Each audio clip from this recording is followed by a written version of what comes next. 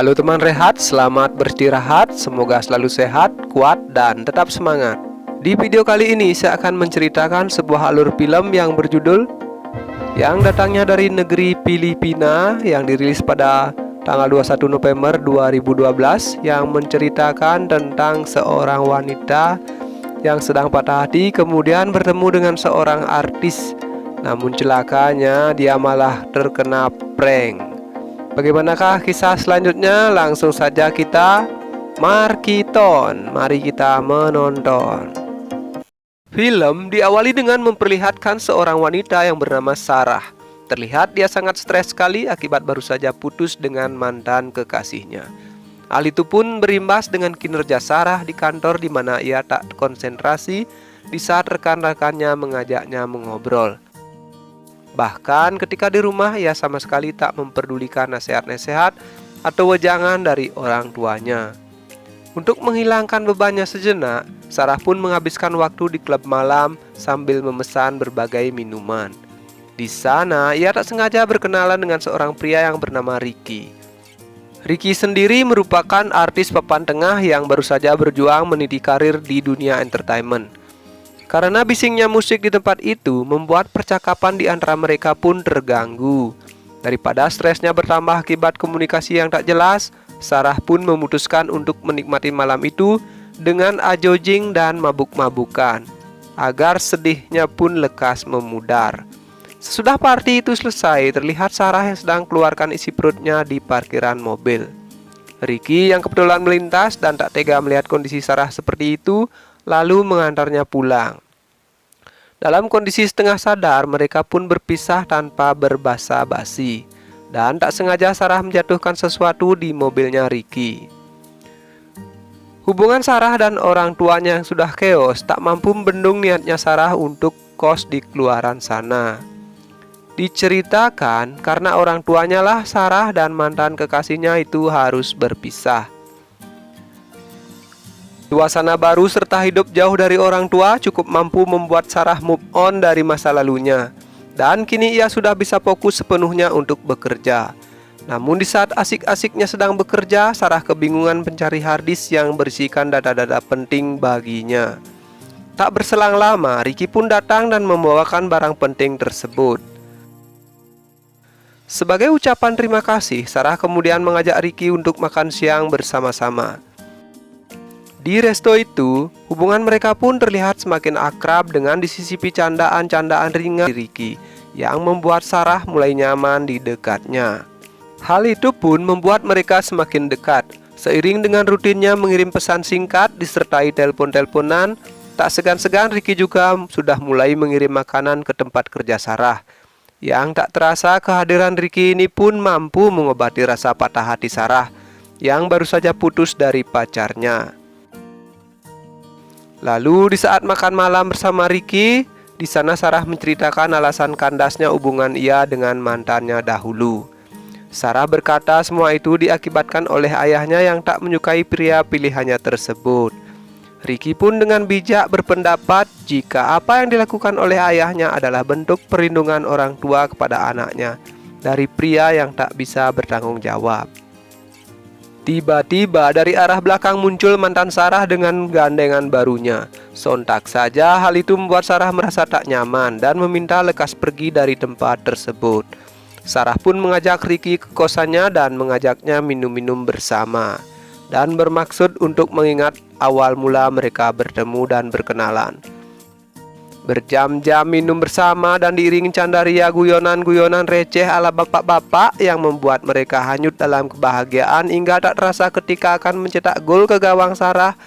Sempat-sempatnya si Ricky ini bertanya apakah gawangnya dulu sudah pernah dibobol oleh mantannya. Tentu saja Sarah menjawab belum, dikarenakan berkali-kali ia sudah menepis rayuan tendangan penalti, tendangan salto maupun tendangan bebas dari mantannya tersebut. Mendengar hal itu membuat Ricky makin bersemangat dan menyuruh Sarah untuk membuka gawangnya lebar-lebar dan langsung mencetak gol untuk pertama kalinya. Esok harinya, setelah pertandingan selesai dengan kemenangan 1-0 untuk Ricky, ia pun berpamitan pulang dengan terburu-buru dan beralasan ada syuting yang harus ia selesaikan. Ternyata Ricky pulang ke rumahnya dan nampak ia telah memiliki seorang istri dan juga seorang anak.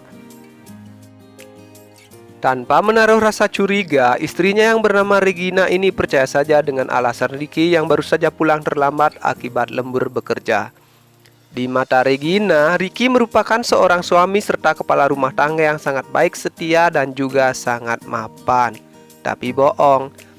Nyatanya Ricky di tempat bekerja terkenal sebagai pria yang suka berhutang, gali lubang, tutup lubang kepada kru di acara yang ia bintangi. Sarah yang sudah lama tak pernah diberi kabar langsung memasang wajah masam ketika bertemu dengan Ricky. Di sana ia langsung minta kejelasan status dari hubungan mereka. Dengan rayuan manisnya, Ricky pun berhasil meluluhkan hati Sarah yang membuat ia lagi dan lagi mencetak gol di gawangnya tersebut. Penghasilan Ricky yang tak sebanding dengan gaya hidupnya membuat ia harus berhutang di berbagai tempat. Ia pun berani menggadaikan barang berharganya kepada rentenir untuk menutupi biaya hidupnya sehari-hari.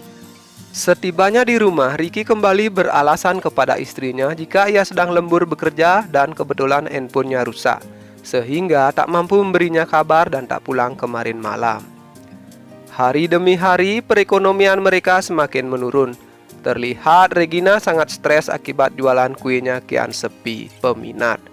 Karena stresnya itu membuat Regina hingga detik ini sama sekali belum mencurigai gelagat serong dari suaminya itu. Di satu sisi, Ricky curhat kepada Sarah tentang handphonenya yang rusak dan beralasan sangat lama untuk diperbaiki. Mendengar hal itu tanpa pikir panjang, Sarah pun membelikan sebuah handphone baru untuknya. Singkat cerita, karena semakin menumpuknya hutang dan mengalami ekonomi sulit, Ricky pun meminta tolong agar diberikan pinjaman lagi kepada teman-teman krunya itu dan berjanji akan membayarnya saat gajian. Namun nyatanya karena sepi job dan teman-temannya juga sudah lelah diutangi oleh Ricky, gak ada satupun dari mereka mau memberikan pinjaman kembali. Di tempat yang berbeda, Sarah yang sedang bahagia nampak sudah tergila-gila dan tak mau jauh-jauh dari si Ricky ini. Bahkan saat Ricky beralasan mau bekerja, Sarah memohon agar diajak ikut ke tempatnya. Tentu saja Ricky kembali beralasan dan mengatakan jika produser tak suka membawa orang asing ke tempat syuting. Lalu ketika Sarah bercerita tentang pacar barunya dengan tegas, ayahnya yang super protektif ini menyuruh Sarah agar lekas mengajak Ricky menemuinya. Sarah pun langsung mengabari Ricky. Di sana Ricky berpesan jika ia setuju untuk bertemu dengan orang tuanya dan benar-benar serius dengan si Sarah. Mendengar hal tersebut, Sarah pun semakin jatuh cinta dengan si Ricky ini, yang membuat ia lagi dan lagi membuka gawangnya lebar-lebar.